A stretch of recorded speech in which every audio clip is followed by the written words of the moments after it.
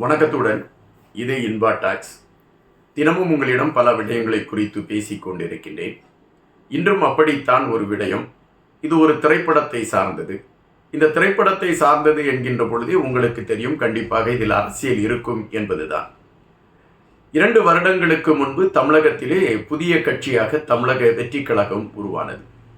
அதன் தலைவராக புகழ்பெற்ற நடிகரும் தமிழ் திரையுலகத்தை தன்னுடைய கையில் வைத்து உலகமே திரும்பி பார்க்கக்கூடிய அளவிற்கு வசூல் சக்கரவர்த்தியாகவும் திகழ்ந்த விஜய் அவர்கள் அந்த கட்சியின் தலைவராக தன்னை அடையாளப்படுத்தி அந்த கட்சியை உருவாக்கி தேர்தல் களத்தை நோக்கி நகர்வதற்கான ஒரு களத்தை எடுத்தார்.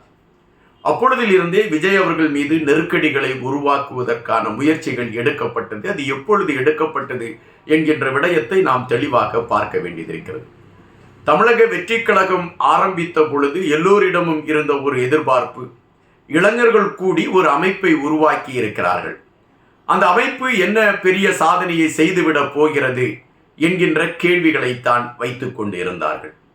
ஆனால் அந்த கட்சி ஆரம்பித்த 6 மாதத்தில் அதிர்வலைகள் தான் ஏற்பட்டன. அந்த கட்சியின் அசூர வளர்ச்சி, இளைஞர்கள் மட்டுமல்லாமல் பெண்கள், வயதானவர்கள் என அனைவருமே தமிழக வெற்றி கழகம் என்கின்ற அந்த கட்சியை நோக்கி நகரத் தொடங்கினார்கள். ஆட்சி பீடத்தில் இருந்தவர்கள், ஆள வேண்டும் என்ற எண்ணத்தில் இருக்கக்கூடியவர்கள், டெல்லியை வைத்து விஜய் அவர்களை தங்கள் கைக்குள் வைத்துக் கொள்ளலாம் என்று நினைத்து கொண்டிருந்தவர்களுக்கெல்லாம் இந்த செய்தி இனிப்பானதாக இல்லை. விஜய் அவர்களுடைய ஒவ்வொரு வளர்ச்சியும் அவர்களுக்கு பெரும் சிக்கலை கொடுத்தது.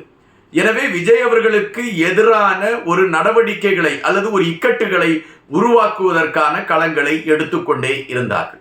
இதை குறித்து மக்கள் மிக தெளிவாக தெரிந்து வைத்திருந்த காரணத்தினால், நீங்கள் என்ன வேணுமானாலும் நெருக்கடிகளை விஜய் அவர்கள் மீது வையுங்கள், அதை குறித்தெல்லாம் எங்களுக்கு கவலை இல்லை, நாங்கள் விஜய் அவர்களுடைய பின்னால் நிற்கிறோம் என மக்கள் திரள ஆரம்பித்தார்கள். தற்பொழுது பல கருத்து கணிப்புகள் எடுக்கப்பட்டு கொண்டிருக்கின்றன. அந்த கருத்து கணிப்புகள் என்ன சொல்கிறது என்கின்ற விடயம்தான் இப்பொழுது ஆளுங்கட்சிகளை பீதியடைய செய்திருக்கிறது. தமிழகத்தை பொறுத்த மட்டில் இப்பொழுது தேர்தல் களம். எனவே தேர்தல் களத்தில் கூட்டணி அமைப்பதற்கான ஒரு களங்களை எல்லா கட்சிகளும் எடுத்துக்கொண்டிருக்கின்றன.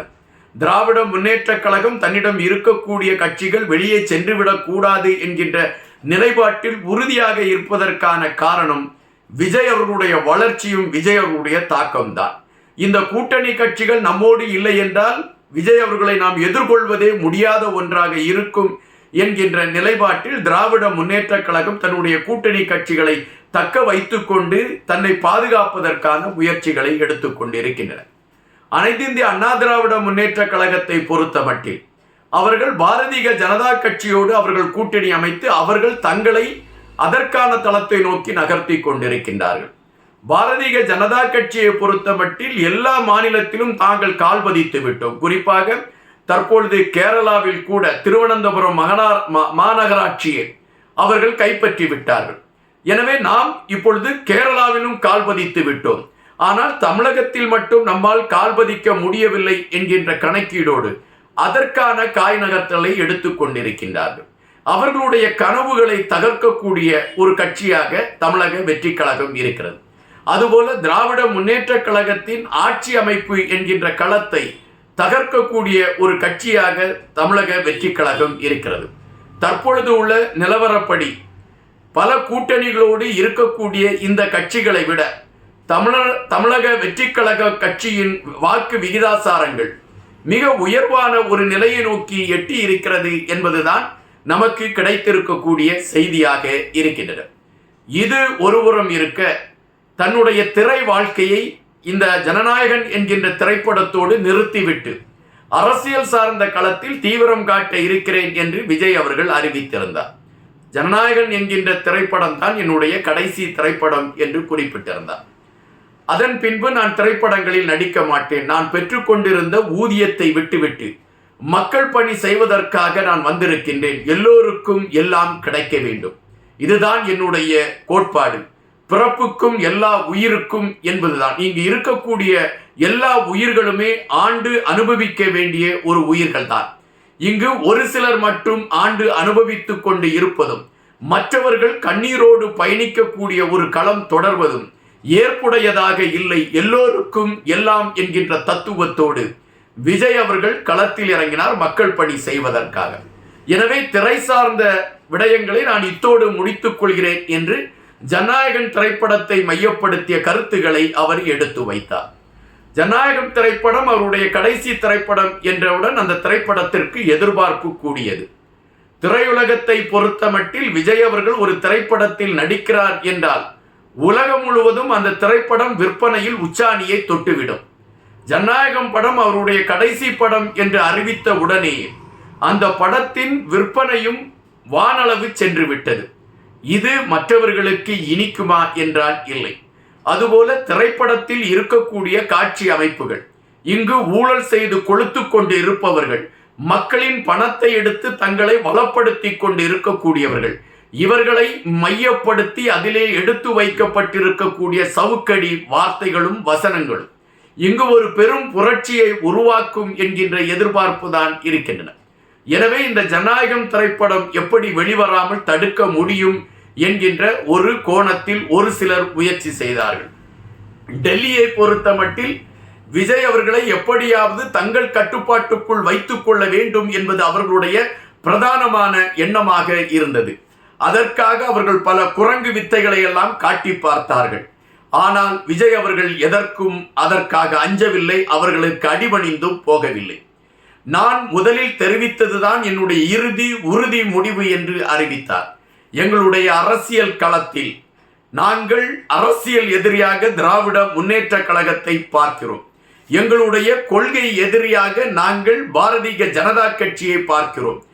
எந்த சூழலும் இவர்கள் இருவரோடும் எங்களுக்கு கூட்டு இல்லை என்கின்ற விடயத்தை மிக அழுத்தமாக விஜய் அவர்கள் பதிவு செய்தார். எப்படியாவது விஜய் அவர்களை தங்கள் கூட்டணிக்கு கொண்டு சென்று விடலாம் என்று மாபெரும் கனவுகளோடு இருந்த பாரதிய ஜனதா கட்சிக்கு இது ஒரு பெரிய அதிர்ச்சியை கொடுத்தது. எனவே ஜனநாயகம் என்கின்ற திரைப்படத்திற்கு எப்படி எதிர்ப்புகளை பதிவு செய்வது என்கின்ற நிலைப்பாட்டை அவர்கள் எடுத்தார்கள். எப்பொழுதுமே டெல்லியை பொறுத்த மட்டில் தங்களுக்கு எதிராக இருக்கக்கூடியவர்களை மிரட்டுவதற்கு அவர்கள் பல ஆயுதங்களை கையில் எடுப்பார்கள். ஒன்றில் அவர்கள் அமலாக்கத்துறையை கையில் எடுப்பார்கள், அல்லது என்றால் சிபிஐயை கையில் எடுப்பார்கள், அல்லது இப்படி இருக்கக்கூடிய வேறு பல துறைகளை கையில் எடுத்து மிரட்டக்கூடிய களங்களை அவர்கள் செய்வார்கள். அப்படித்தான் முதலாக தணிக்கை சான்றிதழ் அளிக்கக்கூடிய அந்த நிறுவனத்தை கையில் எடுத்துக்கொண்டு விஜய் அவர்களுடைய ஜனநாயகம் திரைப்படத்திற்கு ஒரு பெரிய சிக்கலை கொடுத்தார்கள். அந்த படம் ஜனவரி 9 வெளிவர வேண்டும் என்கின்ற நிலைப்பாடு இருந்த பொழுது கடைசி நிமிடத்தில் ஜனநாயகத்தின் படுகொலையை செய்தது அந்த தணிக்கை வாரியம். தற்பொழுது இது வழக்காக சென்றிருக்கின்றது. வழக்கு நீதிமன்றத்தில் இருக்கிறது. நீதிமன்றம் உத்தரவுகளை பிறப்பித்துக் கொண்டிருக்கின்றது. தற்பொழுதும் நீதிமன்றம் அந்த திரைப்படத்திற்கு எதிராக ஒரு உத்தரவை பிறப்பித்திருக்கிறது. இது ஒட்டுமொத்தமாக டெல்லி செய்யக்கூடிய வேலை என்கின்ற விடயங்கள் தான் பரவலாக மக்கள் மத்தியில் பேசப்பட்டு கொண்டே இருக்கின்றன. ஆனால் இப்பொழுது தமிழக வெற்றி கழகத்தை பொறுத்தமட்டில் அந்த தொண்டர்கள், எங்கள் மீது நீங்கள் திணித்து கொண்டிருக்கக்கூடிய ஜனநாயக மீறல்களை நாங்கள் பார்த்து கொண்டிருக்கின்றோம், எங்களுக்கான காலம் வரும், அது வாக்குச்சீட்டில் அவைகள் பதிவாகும், அப்பொழுது உங்களுடைய முகத்திரை அனைத்துமே கிழிந்து போகும் என்று அவர்கள் வெகுண்டு நிற்கக்கூடிய ஒரு களம் இருக்கிறது.